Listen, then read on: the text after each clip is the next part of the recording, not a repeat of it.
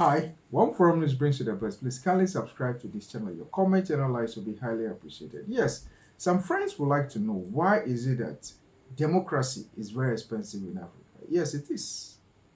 And democracy cannot be cheap in any region or any state or continent. No, because democracy is very, very expensive.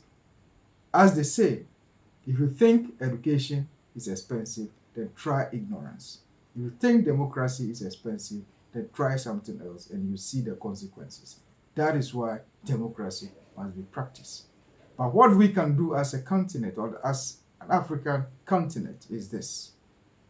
Now, when you take a look at some of the political parties that take part in elections, it's just complete waste. I'm narrowing down to election because when you look at the democracy of Africa, most often than not, it's just about the election, nothing else, nothing more. That is the time that donor organizations give money, and even the country itself or themselves allocate funds for political parties or for the electoral commission or independent electoral commission, depending on the country, to conduct the election, which is very, very, very expensive. But to be able to reduce the expenses, why don't the electoral commission or the independent electoral commission of those countries, I'm talking about all the countries in Africa, cut the number of political parties that will take part or partake in the election? I know it's the constitutional right of the person. Once he or she meets the tenets of the constitution, he or she can contest or qualify to contest.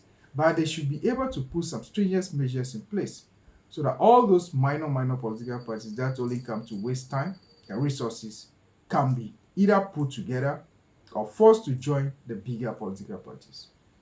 Look at the advanced democracies that we have.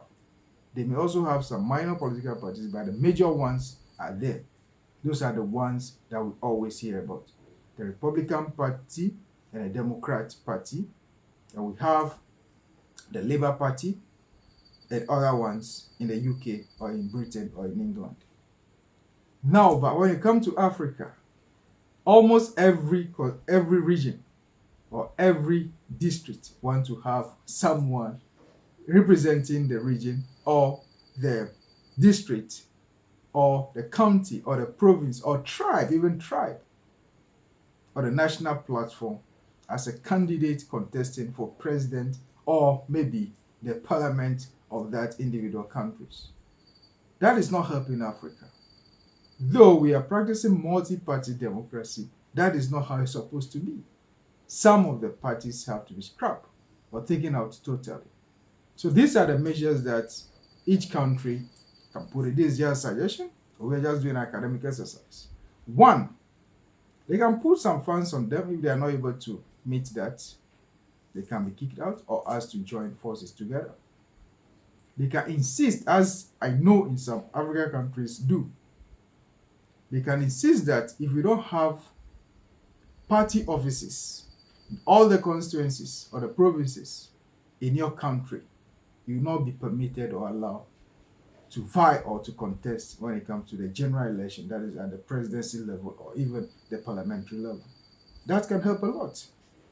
And moreover, also, I can suggest that if they are able to influence these individuals that want to show their wealth or whatever it is around, if they can influence them to join bigger political parties with some lucrative things or maybe promise of position, I think they can be able to work or to join those major political parties.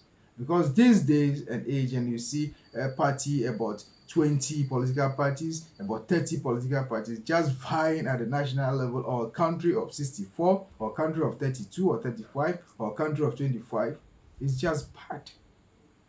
That is why there is a need for the Independent Electoral Commission or the electoral commissions of African countries to put measures in place to bring these smaller political parties, even independent candidates. They should bring them together to form a serious force or third force in those countries or fourth force or forces in those countries to be able to work. But till then, if we allow these smaller political parties also to partake, that will add up to the amount of money that the electoral commission will be allocated to take place or to to manage the election that is scheduled. Yes, they are there, they will prepare their budget. Once more people are joining the race, they have to prepare for them, do other things for them, do maybe orientation and things for them. That is how expensive democracy is. And there is nothing we can do about it because that is what we decide to do.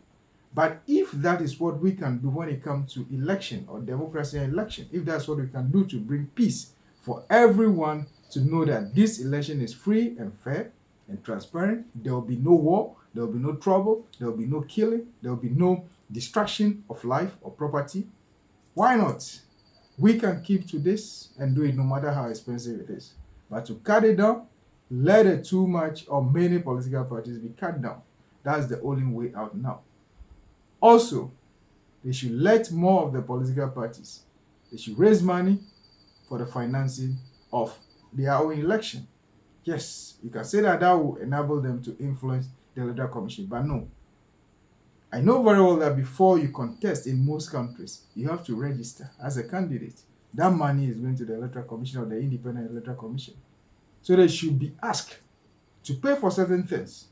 And with that, those smaller or minor political, but they can say that they have been eliminated by rough tactics, but once it's instituted in the constitution or the bylaws, I think each and every one that is knocked off or knocked out as a result of those laws or the constitutional statement or rules and laws will not take offense. They will know that yes, they've been knocked off properly and legally.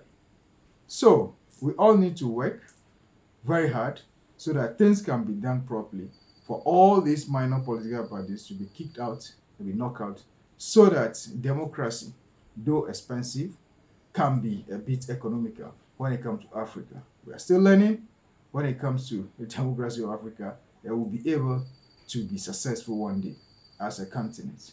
I wish democracy well in Africa. Please, for more about issues and discussions like this, kindly subscribe to this channel, One Forum News, for the best when it comes to politics of Africa and historical antecedent, for the best when it comes to security, for the best when it comes to crime in Africa and all over the place. Your comments and your likes will be highly appreciated. Kindly subscribe to this channel. Thank you so much.